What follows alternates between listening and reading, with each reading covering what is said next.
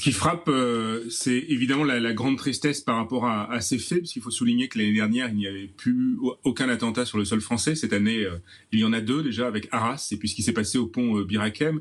Et si vous voulez, il y a deux éléments, un élément quasiment intime et puis un élément plus global. L'élément intime, c'est le témoignage de la mère en 2020, qu'on a pu raconter hier sur le site de l'Obs, et qui en fait racontait les espoirs que son fils soit revenu, disait-elle, et c'était son expression, dans le droit chemin. Et elle citait même le fait, avec beaucoup d'excès, manifestement, ou peut-être sans doute aussi beaucoup de naïveté d'une mère, le fait qu'il était devenu anti-islam et 100% français. C'était aussi ses mots. Et elle a été dupée par son fils, mais tout le système a été dupé par son fils. Et ça rejoint la deuxième réflexion, qui est la problématique des sortants, qui est une problématique qui est très connue, puisqu'il y a même eu des propositions de loi sur cette question, mais qui fait partie intégrante de notre état de droit. Toutes ces personnes qui ont été condamnées à des peines correctionnelles de 5, 6, 7 ou jusqu'à 10 ans commencent à sortir, on le sait depuis 2017, et l'année où celui-ci est sorti de détention en mars 2020, donc cette année 2020, il y a eu 70 personnes qui, comme elle, comme lui, ont retrouvé la liberté. Et ce cadre-là, évidemment, ne peut pas être vu comme une simple statistique. On n'est pas sur la marge d'erreur. On est évidemment dans quelque chose d'inacceptable et qui remet totalement en cause le système des sortants. Mais c'est cette question qui est posée, c'est de remettre en liberté, parce que c'est l'état de droit qui fonctionne avec la fin de la peine qui est réalisée des individus qui, effectivement, ont commis des choses ou qui ont eu l'intention de le faire et qui ont été condamnés pour association de malfaiteurs terroristes. Quels critères pour les observer à l'extérieur? Quelle surveillance physique pour les mettre en place et quelle durée pour les suivre? Et j'ajouterai un élément qui commence à percer de façon très nette par rapport à l'enquête et aux éléments donnés par le procureur Ricard hier, c'est quelle est leur influence sur toute cette actualité de haine, de tension et de grande crispation qui couvre actuellement l'actualité internationale et la société. À quel moment ça peut les toucher et finalement ça peut bouleverser tous les diagnostics relativement fins qui ont été faits par nos administrations. C'est très clair. Dans un instant, Benjamin Cruard justement reviendra sur les critères des sorties de prison et surtout quelle surveillance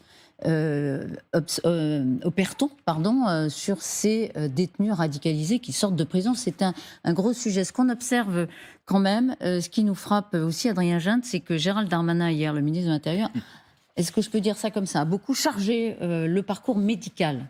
Il a quand même porté une forte responsabilité sur les psychiatres qui, finalement, en avril dernier, on déclarait qu'il n'était plus utile de le suivre. Il était très préoccupé par ça hier soir dans les couloirs de TF1 ? Oui, absolument. C'est là qu'il y a d'ailleurs une stratégie qui est propre à Gérald Darmanin, qui n'est pas forcément représentative de l'ensemble de l'exécutif. Qu'est-ce que j'entends par là ? Ce matin, Olivier Véran, porte-parole du gouvernement, dit le parcours médical, administratif et pénal pour cet individu, tous ces parcours ont été conformes. Gérald Darmanin choisit d'isoler la partie médicale, en effet, pour dire il y a pu avoir un ratage sur le suivi psychiatrique et les décisions qui s'en sont suivies. C'est aussi une manière pour lui d'apporter un élément d'explication à ce qui s'est passé. Parce que le seul fait de dire on n'aurait pas pu l'empêcher, tout a été fait correctement, n'est pas une explication suffisante. Il en a bien conscience. Il cherche donc une responsabilité, une faute quelque part, pour pouvoir donner une explication rationnelle à ce qui s'est passé hier soir. S'il en avait été plus performant dans le suivi médical et psychiatrique, alors ça ne se serait pas produit. C'est en réalité, pour Gérald Darmanin, une manière de s'offrir un petit peu de temps aussi. Parce que la réalité, c'est qu'au moment où l'on parle, le gouvernement et le ministre de l'Intérieur n'ont pas encore les idées claires sur quelles seraient les mesures supplémentaires à prendre pour empêcher que ce type d'attentat, dans un contexte très précis où psychiatrie et terrorisme s'entremêlent, ne se reproduisent. Alors, Olivier Véran, ce matin, le porte-parole, a précisé sur une radio, sur RTL, cette fois, que tout a été conforme à l'état de droit. Les parcours administratifs et pénals de cet individu ont été conformes à ce qui était possible avec l'état de droit, c'est-à-dire les 4 ans de prison, l'obligation de suivi psychiatrique pendant 3 ans, la surveillance au long cours. État de droit, ça ne veut pas dire que c'est l'idéal. L'état de droit, il peut évoluer. Et hier, le ministre de l'Intérieur a laissé entendre sur TF1 que les autorités devraient pouvoir demander, exiger une injonction de soins pour une personne radicalisée et ayant des troubles psychiatriques. La première chose à combattre et à continuer à combattre, c'est l'islam radical. Et puis il est malade psychiatrique et il a arrêté les soins à la demande de certains médecins. Et donc ce qu'il faut sans doute changer, on l'a vu autour de la Première ministre, c'est le fait que le pouvoir public, le préfet, les policiers puissent demander, exiger des injonctions de soins. Aujourd'hui, ce n'est pas le cas. Donc c'est pas demander, c'est exiger des injonctions de soins. Est-ce que c'est une solution, Éric Delbecq ? Une des solutions. Oui, c'est une mesure dans un arsenal. Pour être très concret et pédagogique, je vais en donner une autre. Les MICAS, les mesures de surveillance qu'il y a une fois que... Alors, en tout cas, ça vous dit oui, il faut aller là-dessus. Ça peut être une solution, encore une fois. Je crois que dans ces cas-là, il faut vraiment expertiser chacune des solutions, mais on voit bien que c'est une piste, effectivement. Deuxièmement, les MICAS, c'est-à-dire la capacité qu'on a à continuer à surveiller un individu une fois qu'il est sorti de prison, les fameux TIS dont on parlait. Aujourd'hui, ces MICAS, elles ne peuvent durer qu'un temps très restreint. C'est une période, je crois, de 3 mois, si je me rappelle bien, mais enfin à préciser, qu'on peut reconduire, là aussi de mémoire, je crois, 3 fois.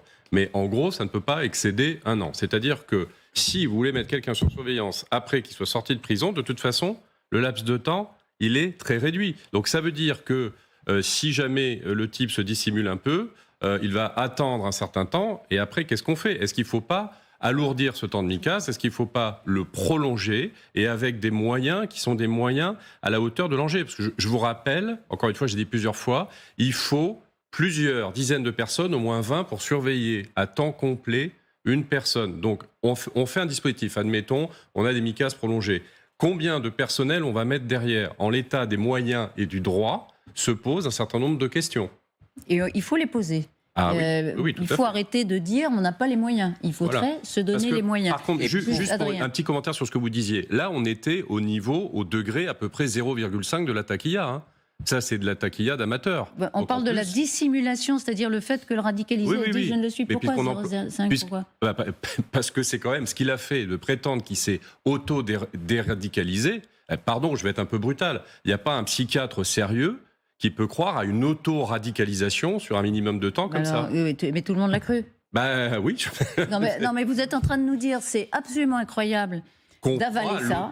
Mais ça c'est une des choses qui vous surprend. Alors, moi, je vais prendre des faits. Généralement, il faut des psychiatres très experts, et même plusieurs, pour essayer de savoir si quelqu'un dit bien la vérité et quel est son état. Et un type qui vous explique qu'il s'est auto-déradicalisé d'une manière assez naïve, vous avez des experts, encore une fois, je ne fais pas le procès de quelqu'un, c'est la logique qui m'intéresse, va dire oui, pourquoi pas. Bon, en fait, c'est impossible. Et là, il y a quand même eu un gros bug. Pardon pour dire les choses, un gros bug. Je voulais juste noter d'un mot, on évoquait la question des moyens. Gérald Darmanin nous donne un indice, une solution ce matin dans le Figaro, et il fait de la politique. Il dit, si ma loi immigration est adoptée, elle permettra d'expulser des délinquants étrangers radicalisés ou de droit commun, et donc nous aurons plus de moyens pour suivre les délinquants radicalisés ou de droit commun sur le sol français. C'est là aussi qu'il voit la porte pour avoir davantage de moyens pour les suivre. Alors, pour avoir les idées très claires, Benjamin Cruard, merci d'être avec nous, Benjamin, avec vos cartes, vos éléments toujours très précieux. Justement, les radicalisés, quand ils sortent de prison, qu'est-ce qui se passe pour eux ?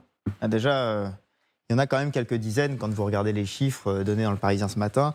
Si vous prenez par an, c'est quasiment 80 par an qui sortent, ce qu'on appelle des TIS, terroristes islamistes. 84 individus en 2021, 2022 77, et le Parisien estime qu'on sera encore autour de 80 en 2023. Si vous additionnez tout ça, on est déjà quasiment à 240 individus. Vous additionnez ceux qui sont sortis entre 2012 et 2020, détenus islamisés, 450, donc on est déjà à quelque chose comme 700 personnes depuis un peu plus de 10 ans. Alors quand on dit il quitte la prison, d'ailleurs le chef de la mission de lutte contre la radicalisation violente à l'administration pénitentiaire avait dit au mois d'octobre, c'était il y a un mois, il avait dit ça, ce sera l'enjeu majeur des années à venir. Et parce qu'il y a aussi un réservoir. Quand vous prenez les derniers chiffres, alors je les ai trouvés dans le Figaro, 391 détenus TIS, donc terroristes islamistes, plus 462 détenus de droit commun susceptibles de radicalisation. Donc vous voyez, ça fait encore beaucoup de monde en prison qui pourrait être amené à sortir. Alors quand on dit sortir, évidemment, il ne s'agit pas d'être lâché dans la nature, il y a déjà un travail en amont, celui du service national du renseignement pénitentiaire, 300 agents qui sont chargés de repérer les profils les plus risqués. 300 agents. Ensuite, il peut y avoir un double dispositif de suivi, soit du suivi judiciaire, piloté par le parquet antiterroriste, soit le suivi administratif piloté par le renseignement, DGSI et les préfets. Sur le suivi judiciaire, voilà des mesures qui peuvent être appliquées. Interdiction de contact pour l'individu, obligation de travail, injonction de soins s'il y a une expertise psychiatrique, programme de désengagement idéologique. C'est la version, on va dire, judiciaire de la déradicalisation. On peut avoir aussi des aménagements de peine, c'est très rare, avec un bracelet. Il peut y avoir aussi des mesures de surveillance judiciaire pour les cas les plus importants, qui ont plus de 7 ans de prison, de peine, 30% des cas. Je poursuis avec ce qui se fait au niveau administratif. Donc la DGSI Police, ce qu'on appelait, vous le mentionnez, les MICAS, l'obligation de pointage, l'interdiction de sortie de territoire et des interdictions de contact. Sachant que tout cela, on doit composer avec un facteur, c'est que l'individu, dans la plupart des cas, ne tient plus de discours radical. En tout cas, c'est ce que dit une source DGSI au Parisien ce matin. La plupart des personnes libérées semblent vouloir se réinsérer et reprendre le cours d'une vie classique. Donc, d'où la question de la sincérité de la déclaration. Je termine juste sur la question de la déradicalisation, donc le programme de désengagement idéologique. Il y a quelque chose qui se met en place depuis 2018 qui s'appelle PERS. Alors là encore, c'est du langage administratif. Programme d'accompagnement individualisé de réaffiliation sociale. C'est une association SOS qui a notamment eu affaire avec le terroriste de ce week-end, qui a donné ces chiffres il y a à peine moins d'un an, qui disait qu'il y avait 194 personnes qui étaient concernées par une entreprise terroriste qui était suivie. Il y avait eu 2 cas de retour en détention pour crainte de passage à l'acte. C'était un des chiffres plutôt optimistes. Après, on est 2018, ça veut dire qu'on a à peine 5 ans de retour sur ce programme qui s'appelle le programme PERS. Voilà.